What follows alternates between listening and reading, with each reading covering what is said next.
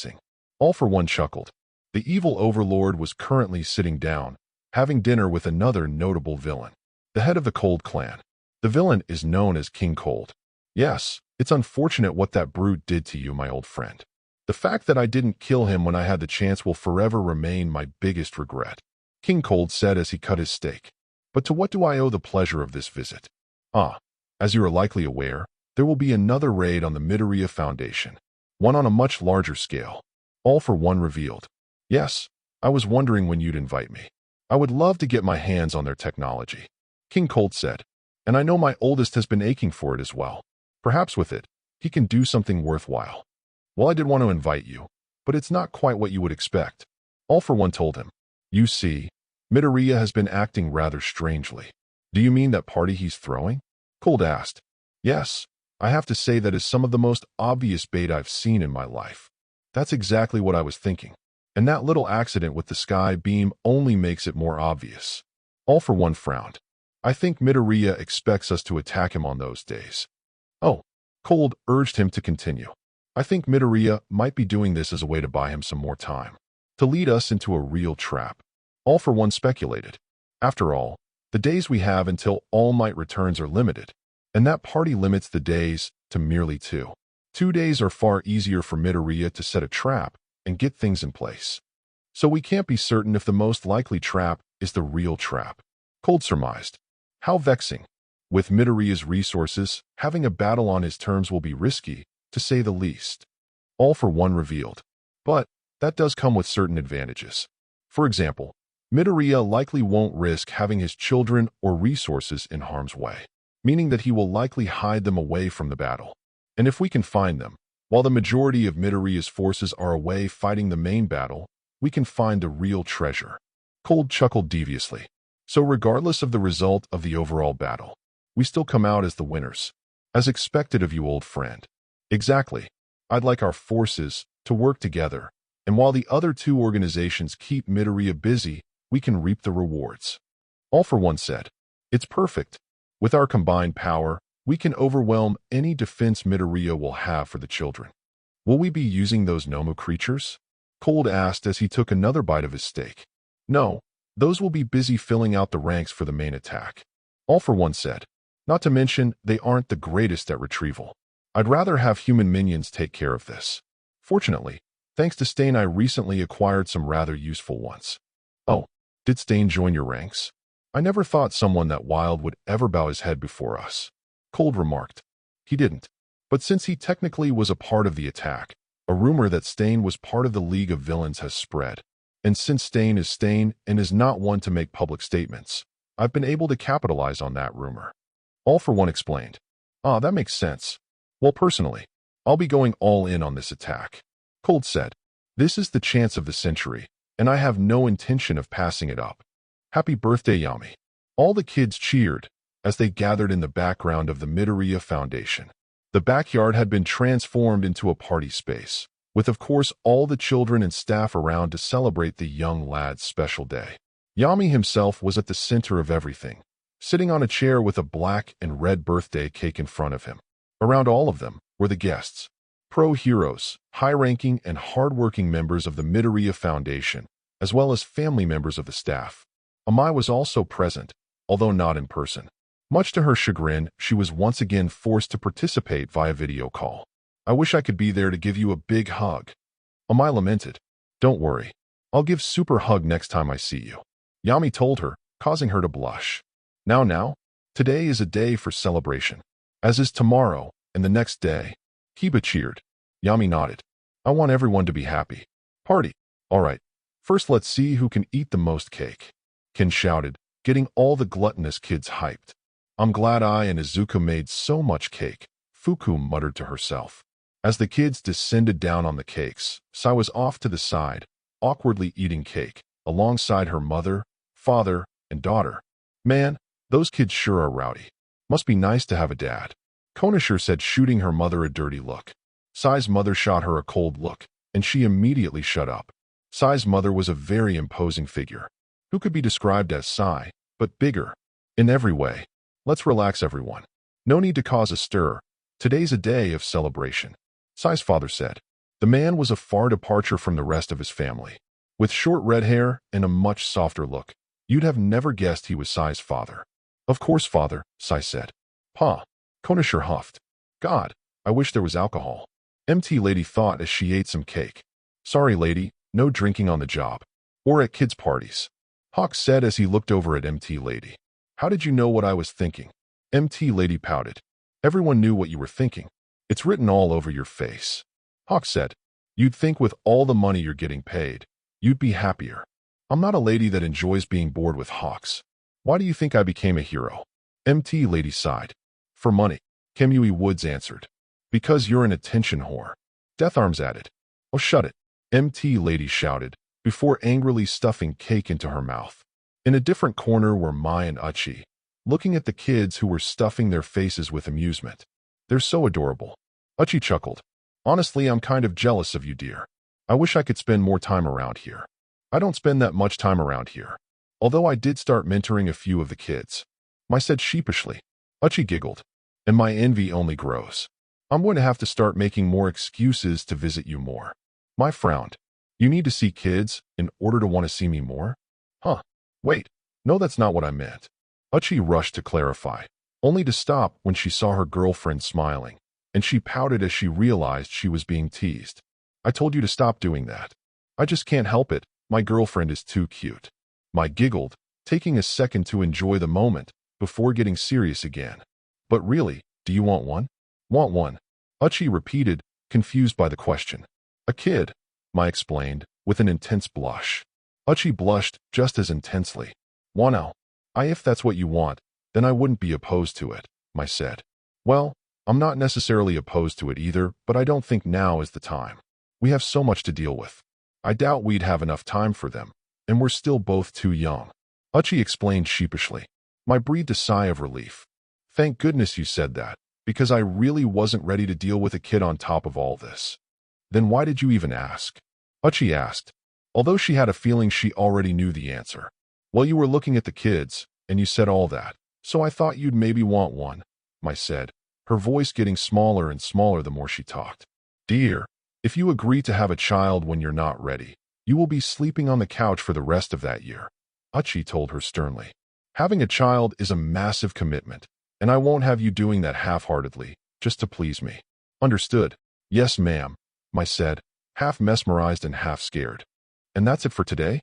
I hope you enjoyed. Please make sure to support the writer. And don't forget to like, sub, and leave a comment. Till next time.